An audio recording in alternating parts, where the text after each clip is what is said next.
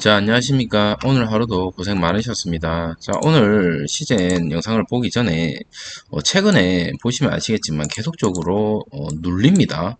윗꼬리가 지금 없는 날이 거의 없습니다. 윗꼬리가 요 날 빼고요. 요 날 하루를 제외하고는 전부 지금 누르고 있다.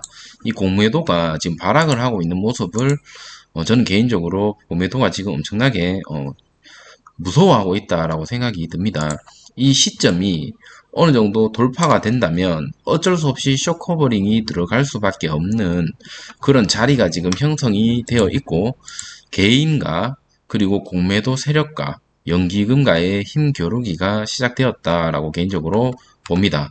자, 오늘 보시면 시초가에 어느 정도 가려고 하는 모습을 보여주다가 어, 지금 고가가 98,000원까지 3%까지 올라갔었거든요. 올라갔다가 계속적으로 눌리면서 마무리가 되었고요. 끝에 이제 종가의 마지막으로 조금 이제 아래 꼬리를 달아주면서 마무리가 되었고, 이 부분이 그나마 좀 다행이다라고 생각이 됩니다. 이 부분에서 힘을 못 받고 이렇게 또 처졌다면 우리는 또 머리가 아팠지 않았을까 이런 생각이 듭니다.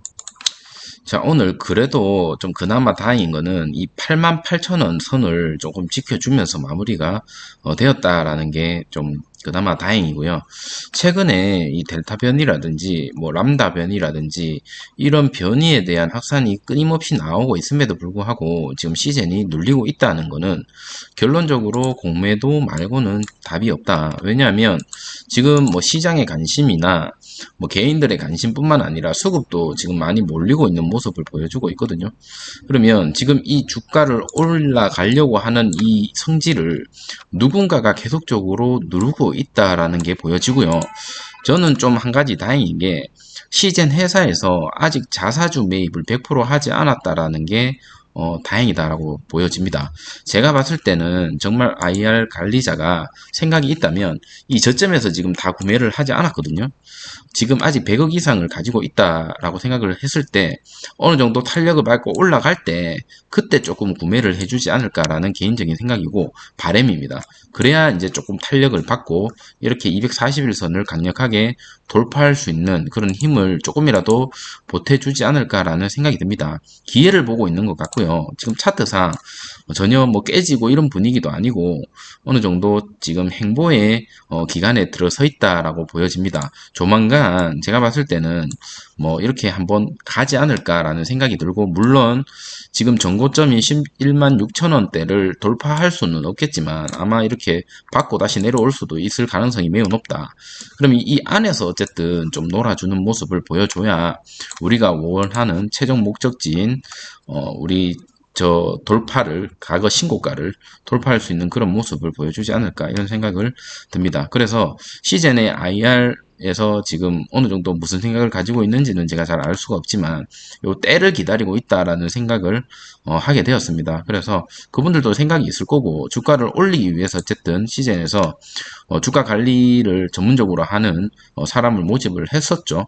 그래서 그런 사람들이 저가에서 뭐 자사주를 매입을 하겠다라는 거는 사실은 뭐 개미들도 다 할 수 있는 생각이기 때문에 절대 그렇지는 않을 거다라는 생각을 하고요.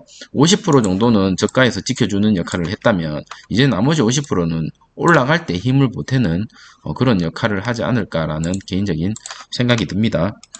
자, 오늘 보시면 최근에 계속적으로 개인들의 수급이 들어오면서 어쨌든 주가가 조금씩 지켜지고 있는 모습을 보여주고 있고, 이 개인들의 희망이 어느 정도 이루어지기 위해서는 계속적으로 말씀을 드리지만 이 외국인의 수급이 들어와야 된다라고 말씀을 드렸고, 그나마 다행인 거는 기관에서 연기금이 계속적으로 수급을 모아주는 모습을 보여주고 있어서 그나마 좀 괜찮다. 개인적으로는 금융투자보다는 연기금이 들어오는 게 조금 더 낫다라는 생각이 듭니다.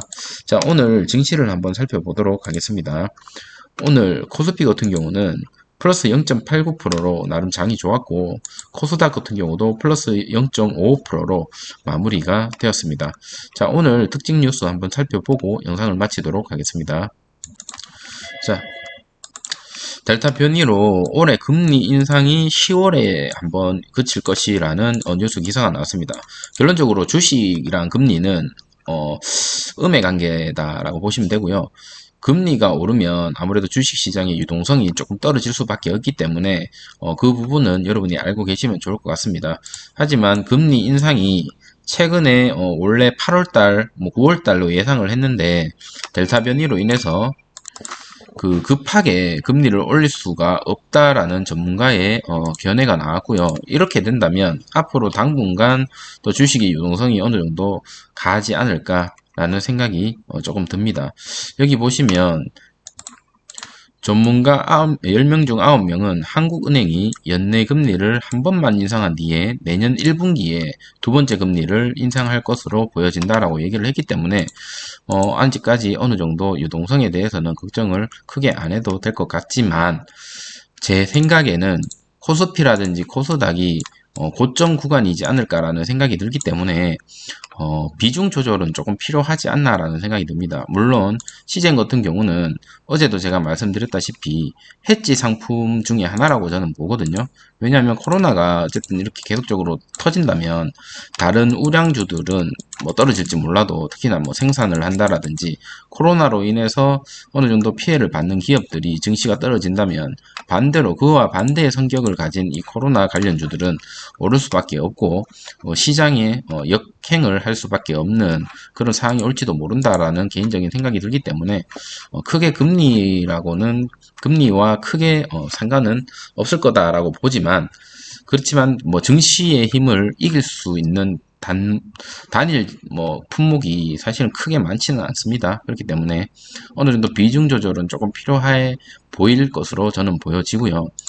시제는 어찌든 델타 변이가 지금 국내에서 차단을 못하게 되면 더블링 폭증이 온다라고 합니다. 지금 또 1000명 이상 가까이 계속적으로 나오고 있지만 이 델타 변이를 차단하지 못한다면 2000명, 3000명까지도 더 나올 수도 있다라고 하고 실질적으로 많은 회사에서 지금 재택근무를 진행하고 있습니다. 물론 이제 서울 쪽에서 진행을 하지만 은행도 마찬가지로 원래 마치는 시간보다 조금 더 단축으로 그렇게 마치고 있는 모습을 보여주고 있고 남아공에서 델타 변이 확산에 지금 봉쇄 2주 연장이 됐고 하루 1만 명 이상 신규 확진이 계속적으로 나오고 있고 방역 수칙을 지키면 식당 내부 영업은 가능하다라고 하지만 여기도 지금 델타 변이가 엄청나게 퍼져 있기 때문에 코로나 진단 키트에 대한 수요는 어쩔 수 없이 나올 수밖에 없는 상황이다.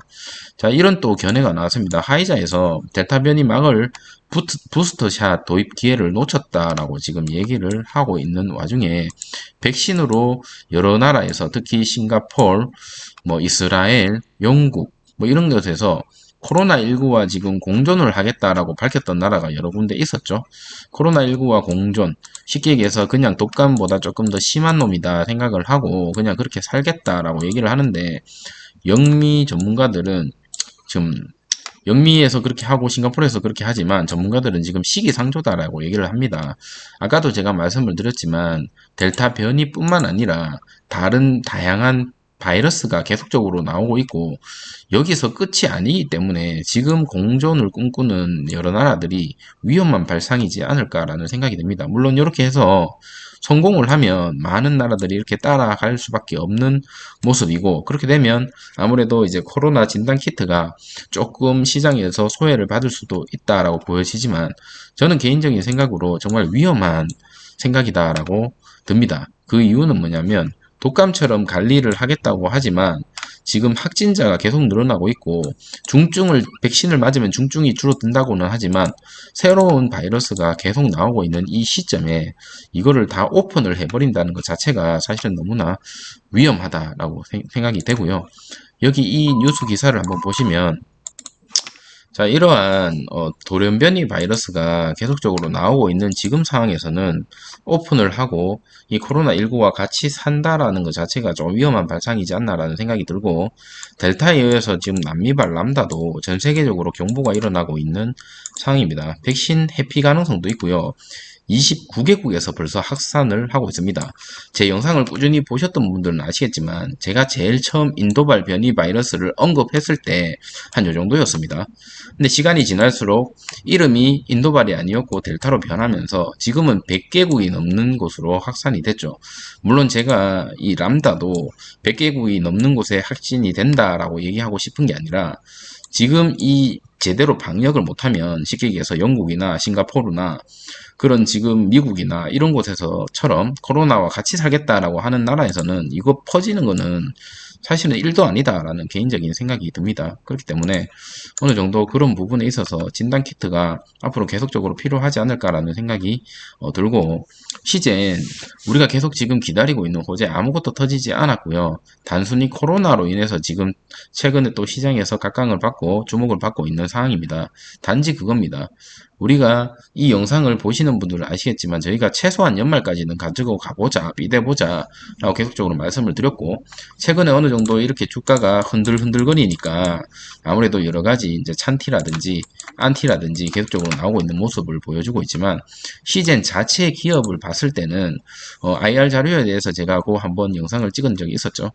그것만 봐도 틀림없이 좋은 회사고, 제가 봤을 때 국내 회사라는 그 한계점에 어느 정도 지금 성장에 발목이 좀 묶여 있지 않나라는 생각이 좀 들고, 특히나 주식 시장이 국내에서는 이 공매도라는 이 제도가 연기가 계속적으로 돼버리니까, 무기한 연기가 돼버리니까 이게 정말 사람을 짜증나게 만드는 그런 상황인 것 같습니다.